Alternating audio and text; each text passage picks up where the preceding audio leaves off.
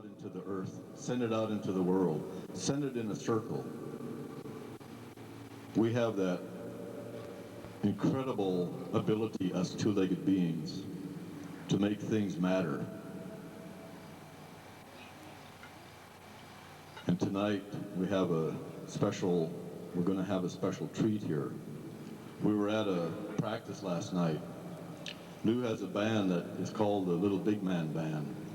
But from what I heard last night and what I felt, I added a name to it. It'll be my name. But I call them At the Edge of Soul, Little Big Man Band. And that's where they were. And so at this time, I would like to introduce to you Louis Webster.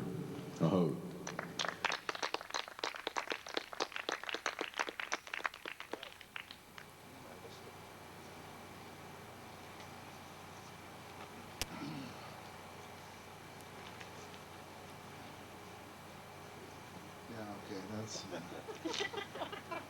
Yeah, okay.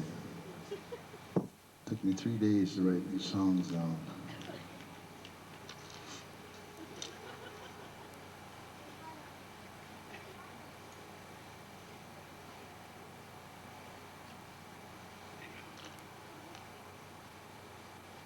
First, I would like to thank you for being here tonight. I'm glad it cooled off a little bit. It's really been unbearable, but just got to bear with it. So anyway, I'd like to, I'll tell you a few stories and about the origin of this flute and try to explain some of the music that I'm playing.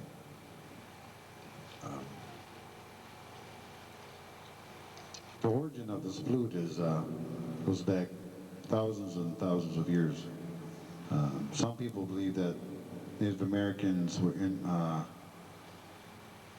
introduced to the flute by the Irish or something, but that's not true. It goes back thousands and thousands of years. The story goes that there was a young man of the tribe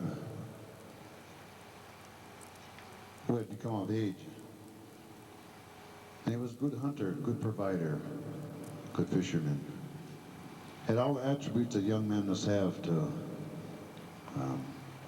excel in life. But it came time when he should take a wife. And for this he would gather pelts of otter, deer, bear, buffalo, all these different things, and he would offer them to his sweetheart's family as a dowry and ask for permission to marry. That's the way it was done back in those days. Well, he did this, but he was denied. Oh, his heart was broken. What's he going to do? So he told his parents about it. What's wrong? Well, his mother had words of encouragement, as she always did. She says, well, if a man is that much in love, perhaps he should try harder. And so he did. She gave him newfound courage again. So he went out and hunted some more. This time he brought even more pelts. He thought, this would surely do it. So again he offers these pelts and asks for her hand in marriage. And again he was denied. Oh, what's he going to do? So his mother told him, well, maybe it's time that you talk to the old wise one. You've seen many, many winters and is blessed with many grandchildren. And he is wise in the ways of the heart. Perhaps it's time you go talk with him. And so we did. And the old man said, well, maybe I should go hunt with you and find out what the problem is. And so they did. They went out for 4 days. And when they came back, the old man sat him down and says, I see what your problem is, my son. He said, you're very gifted in the art of the hunt and fishing, all the gathering that you do. But there's one thing that I noticed that you didn't do. Not once of all the things that you gathered, he said, did you ever give thanks? I said, I think the young girl's father is probably worried that you would do the same with her love. He said, now go meditate on this. But purify yourself in the sweat lodge. Think about this. So he did. He purified himself in the sweat lodge. He went to a place where he felt quiet and peaceful, sitting under a cedar tree. Just then a gust of wind came, broke a branch from a tree and knocked the man in the head and sent him further into the spirit world. And while he was there, a voice said, "With the power of the wind, I will give you a gift. And with it, you will honor the four directions. Mother Earth, the Creator." Now that's what all these notes on here represent. The four directions. The earth, the heavens, and the seventh is for love in all things. So when you're playing the flute, you're not just playing just a song at random or trying to make things sound pretty. You are actually praying, that's what you're doing. And that's what those notes mean. So that was the man's fault. He didn't give thanks. And also he hadn't had his vision yet. So when the man woke from his dream, that branch that hit him on the head turned into a flute. And he remembered the words of the Spirit who had given us the gift. And he said, breathe into it, and give it life. And he plays something like this.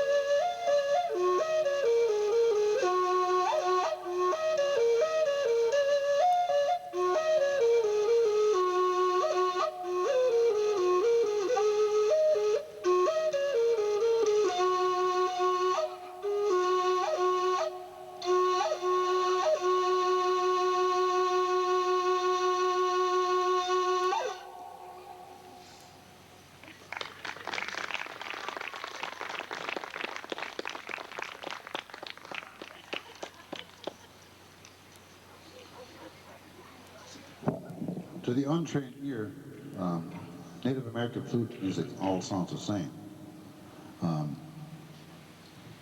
When I first was introduced to Native flute music on the flute, it was I was maybe one of maybe three people in the whole country who knew how to make a flute. And to me, it was given to me, it was introduced to me by a teacher when I was going to school at UW Milwaukee.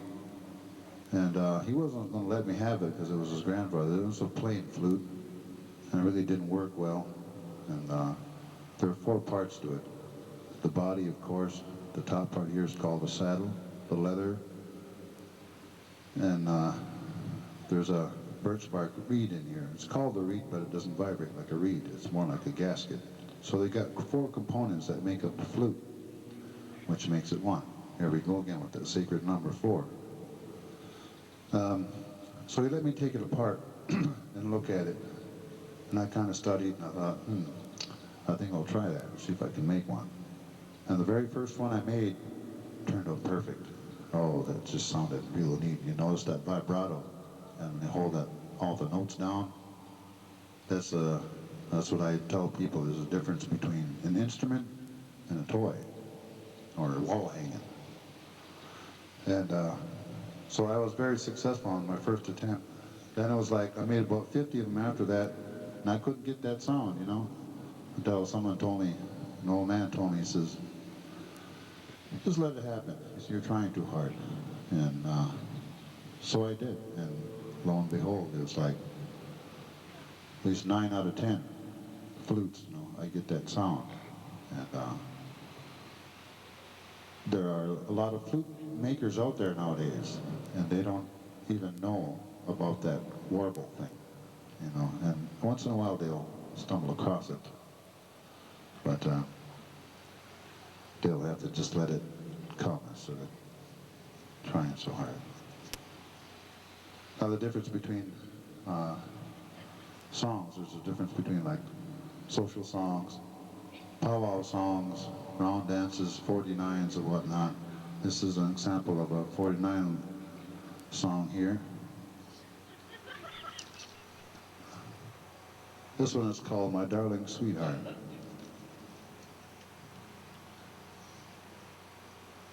says, oh my darling sweetheart, how could I ever forget you? That kiss you gave me, it made me love you high. We die, high. Yeah, we die, way high. Yeah, we know high, we know high. We go high.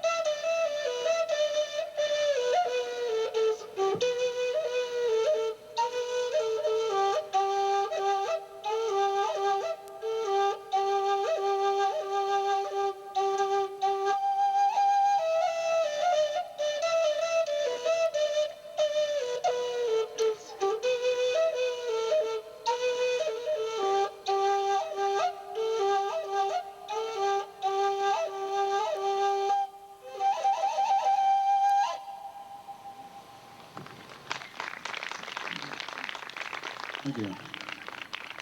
That 49's, you know, remember when I was 20 years ago, whatever, used to be a 49er. You know, that means after the powwow was over, you know, we like to go and party a little bit, you know, and sing all these party songs. And this is another one of those type of songs. This one is strawberries when I'm hungry, whiskey when I'm dry.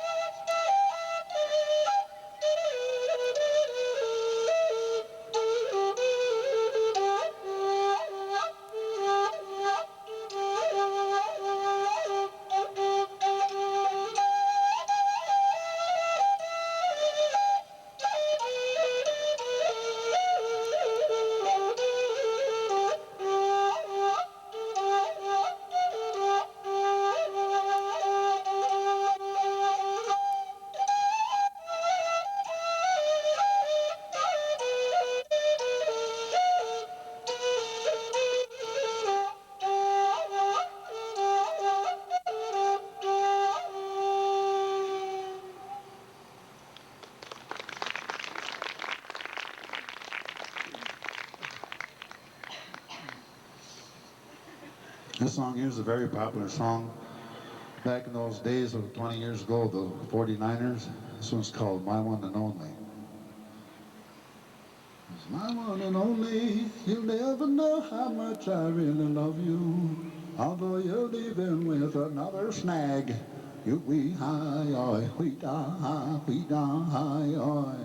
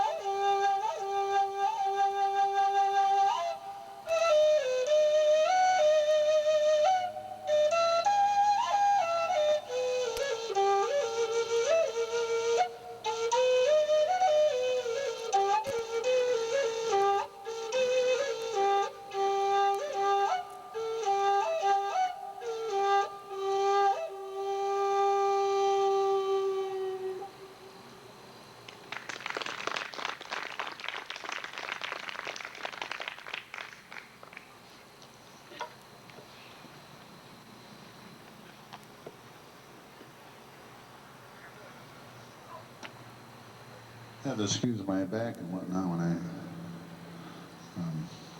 kind of unorganized here. I was supposed to have a table up here, and it wasn't in the union contract, so I didn't keep one.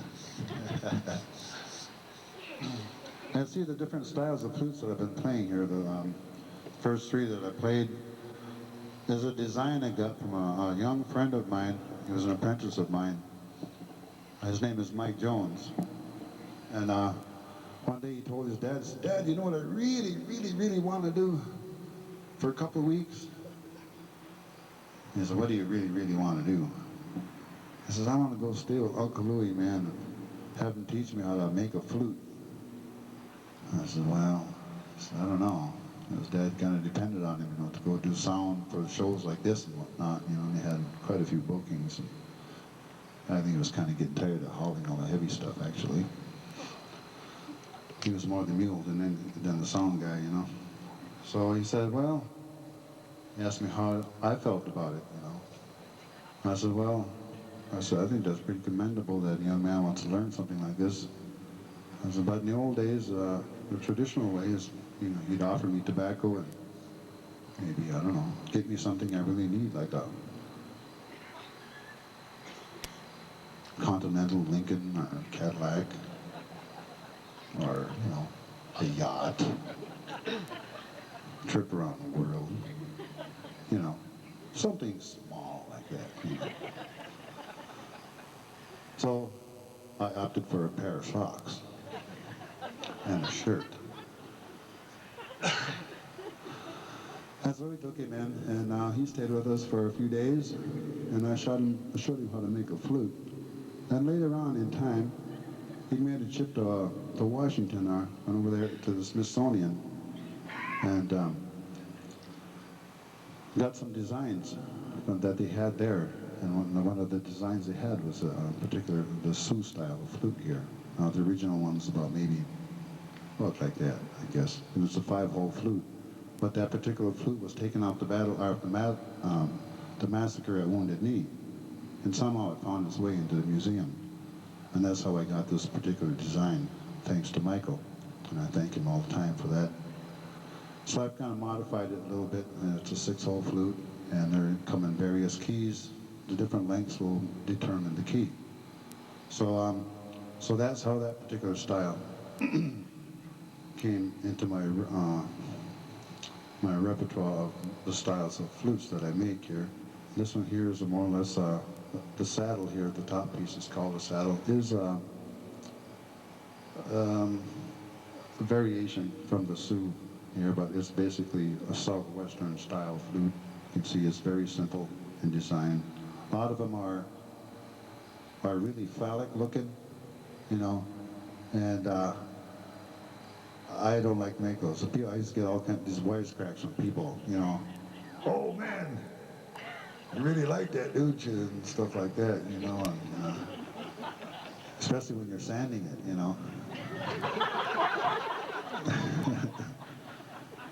So I was get these wise ass come up, So actually, what I've done, I made one that really looks almost a replica of, I would say, myself, but it's about this long. And I had fun sanding it. However, so anyway, I did make one of those songs. I want to get these wisecrack dudes that come around, I hide it under the blanket, and when someone give me these wise remarks, I pull that one out and say, here you go, try that out.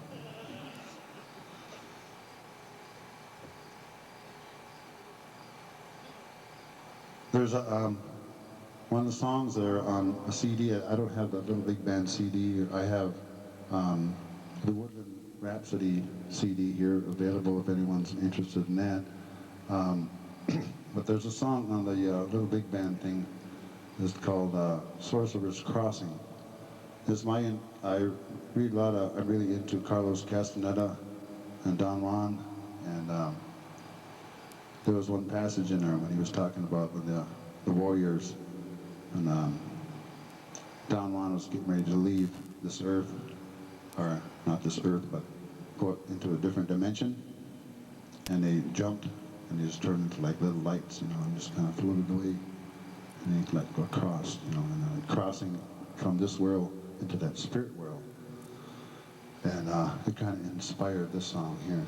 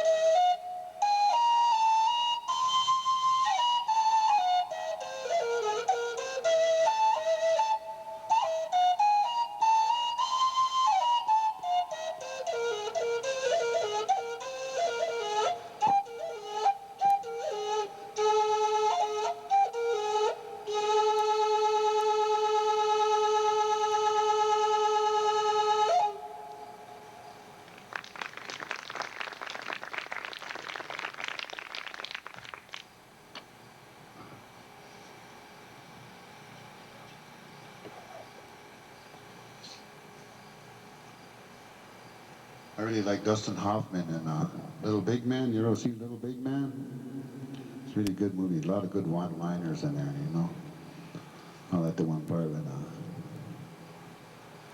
the old man wants to die, you know, and he says, "Come on, son, let's go to the mountain." They go to the mountain. There's a scaffold up there. He says, tells this woman, give me my elk robe." He puts on his robe. You know, it's up to the mountain. What's up? He says,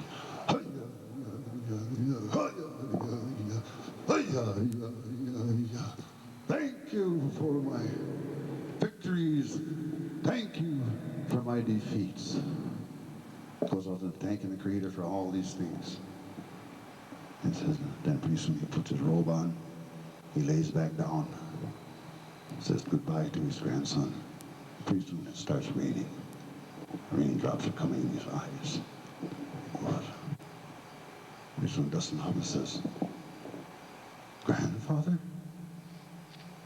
He looks up and he goes, "Am I still in this world, grandson?" He said, "Yes, grandfather."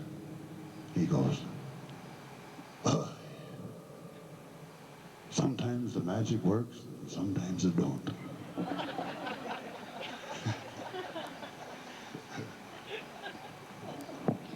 So anyway, this song was in that movie, Custer's Battle Song. It's called Gary Owen, and it goes like this.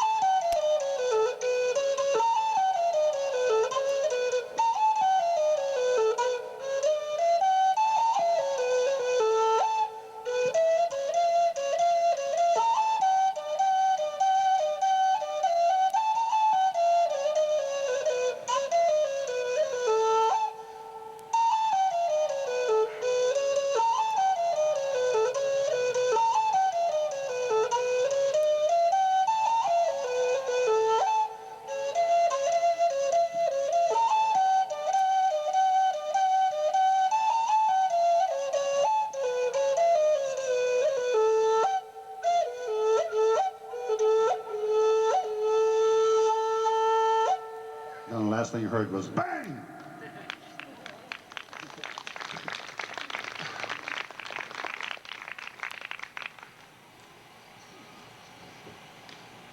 So there's a lot of different variations on flutes. They all sound different to me. Each one, I tell everyone, everyone's like a fingerprint. Each one is different, has its own characteristic to it. And that's the magic of the flute. Talking about magic of the flute, takes on a different thing for some people. Some people play it just to play it. And like I say, a lot of people don't know about that vibrato thing that's supposed to be there. It's a special thing. But some people take it a little step further than that, and then when they use it to pray with, you gather your personal power with it. You do your 4 songs. You play them 4 times through. And you got a series of 4. And you do this at particular times of day.